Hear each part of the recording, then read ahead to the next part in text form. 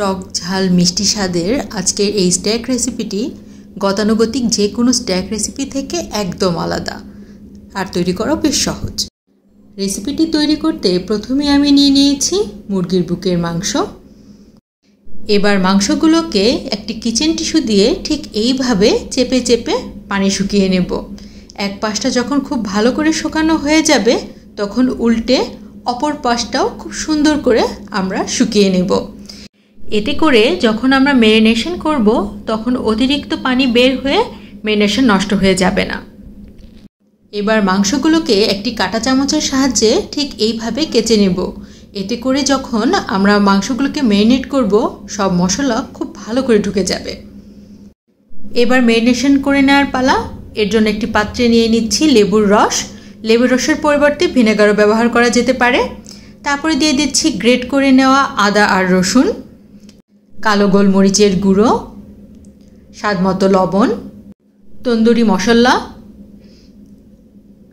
সুন্দর একটি রঙের জন্য কাশ্মীরি লঙ্কা গুঁড়ো, আর দিয়ে দিচ্ছি ম্যায়োনিজ।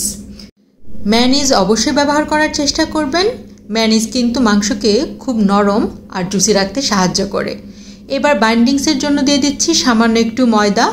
এতে করে মাংসের গায়ে মশলাটা খুব ভালো করে লেগে থাকবে আর যখন ভাজবেন তখন মাংস থেকে মশলা খুলে আসবে না।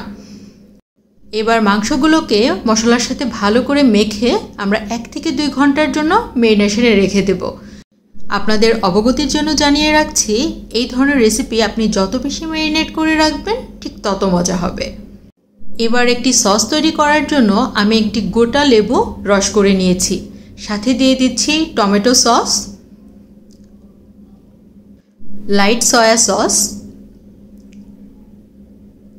আর দিয়ে দিচ্ছি ওয়েস্টার সস। আর লেবুর টক স্বাদটাকে ব্যালেন্স করার জন্য দিয়ে দিচ্ছি সামান্য একটু চিনি। তারপর সবগুলো উপকরণ বেশ ভালো করে মিশিয়ে একপাশে রেখে দেব। এবার একটি প্যানে নিয়ে নিচ্ছি সামান্য একটু তেল। তেল গরম হয়ে গেলেই মাংসগুলোকে আমি এক এক করে দিয়ে দিব এবং অতিরিক্ত যে মশলাটা থাকবে সেই মশলাটা মাংসের গায়ে ঠিক এইভাবে লাগিয়ে দেব। রান্নাটি প্রথমে আমরা হাই ফ্লেমে, তারপরে আমরা মিডিয়াম ফ্লেমে রান্না করব। মাংসের এক পিঠ ভালো করে ভাজা হয়ে গেলে অপর পিঠটাও খুব ভালো করে ভেজে নেব। আমার ভাজা কিন্তু হয়ে গেছে। এখন মাংসগুলোকে আমি এক এক করে তুলে নিচ্ছি। পরবর্তী রান্নাটুকুও কিন্তু আমি এই একই প্যানে করব।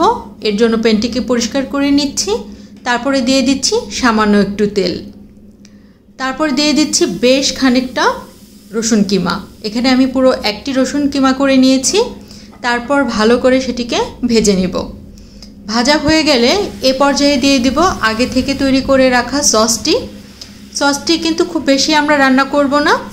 যখন দেখব মশলাটা মাংসের গায়ে সুন্দরভাবে লেগে যাচ্ছে ঠিক ওই পর্যায়ে আমরা রান্না বন্ধ করে দেব।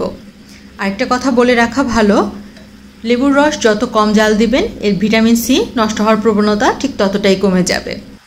আমার রান্না কিন্তু শেষ। এখন গরম গরম পরিবেশনের পালা।